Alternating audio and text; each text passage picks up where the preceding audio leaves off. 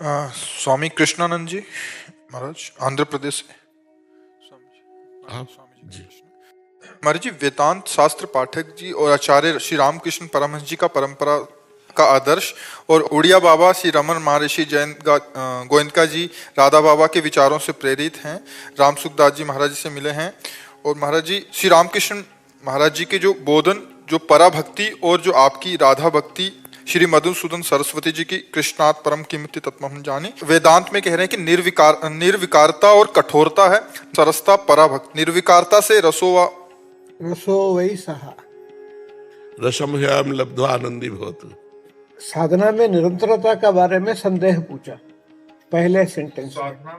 निरंतरता, हाँ, साधना में और आगे बढ़ने के लिए जो अभी कहा आप, असंग शस्त्रेण दृढ़ेन चित्वा, जी और उसके बाद वो उस पर स्थित होने आत्मनिष्ठ और ब्रह्मनिष्ठ में जी बिल्कुल लग जाने के लिए जी पराभक्ति का जो आश्रित लेने से जी बहुत बढ़िया उपाय होगा। ऐसा जी। कुछ उपाय देने। महाराज जी, आसक्ति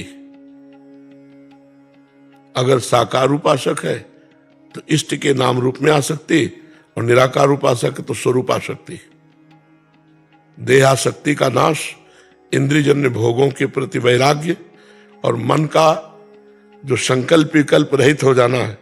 और अपने जैसे देवर्षि नारद जी ने भक्ति सूत्र में लिखा, तन्मया ब्रह्मविद ब्रह्मवि भवति। स्वरूप में आसक्ति का मतलब है अन्यत्र से पूर्ण चिंतन शून्य हो जाना। अगर वेदांत शास्त्र के अनुसार तो चिंतन रहित हो जाना ही स्वरूप स्थिति है। अंतःकरण में बुद्धि का निश्चय खत्म, मन का संकल्प विकल्प खत्म, अहम की वृत्ति जो अंतःकरण की है वो लय को प्राप्त हो रही है, और चित्त चिंतन शून्य हो गया है, तो वो अपने स्वरूप में स्थित है। बुद्धि का निश्चय हो गया कि परमात्मा भगवान श्री कृष्ण ही सत्य है, और संकल्प बन चुका है कि जीवन की एक एक श्वास उन्हीं के चिंतन में जाएगी, और चित्त उन्हीं का सतत चिंतन करता है। अहंकार उनके दासत्व को प्राप्त हो गया है। ये पराभक्ति का स्वरूप है। आसक्ति ही चिंतन कराती है, आसक्ति ही चिंतन शून्य हो जाती है।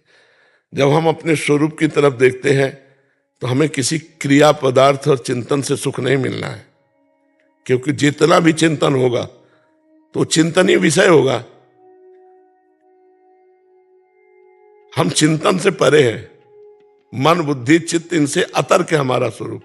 तो जब हमें अपने स्वरूप की तरफ आसक्ति गुरु कृपा से आएगी, या भगवान की तरफ आसक्ति, तो अपना विस्मरण। भक्ति में क्या होता है?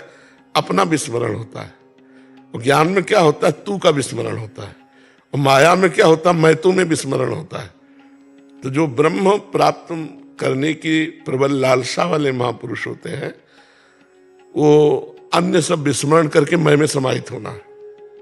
और जो भक्ति वाले महापुरुष होते हैं, वो मैं का विस्मरण करके आप में समाहित होना है।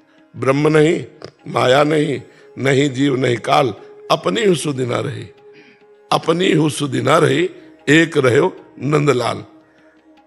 प्राण भय कान में, कान भय प्राण में, हिमे न जान पड़े कान है कि प्राण है। भक्ति की चरम अवस्था। और ज्ञान जो है वही मैं तो सब चिंतन त्याग, शांत शाश्वतम अप्रमेय अनघम निर्वाण शांति प्रदम, तो अपने स्वरूप में स्थित। तो आसक्ति, आत्मज्ञान तो हजारों को हो सकता है, लेकिन आत्माशक्ति ये बहुत कठिन है। वो अपने स्वरूप में ही रमण करे, स्वरूप से कभी बाहर ना हो। ज्ञान होना तो अलग बात है, लेकिन बोध होकर उसी में समाहित हो जाना ये थोड़ा कठिन विषय है। अपने ही स्वरूप में स्थित हो जाना कठिन है। इसीलिए कहा ज्ञान के पंथ कृपाण के धारा, परत खगेश लगे नहीं बारा। क्योंकि देहाभिमान बहुत जन्मों से इतना पुष्ट हो गया है कि हम बातें ज्ञान की करेंगे, लेकिन स्थिति कहीं ना कहीं घूम करके अंतःकरण में ही आ जाती है, अंतःकरण धर्म में।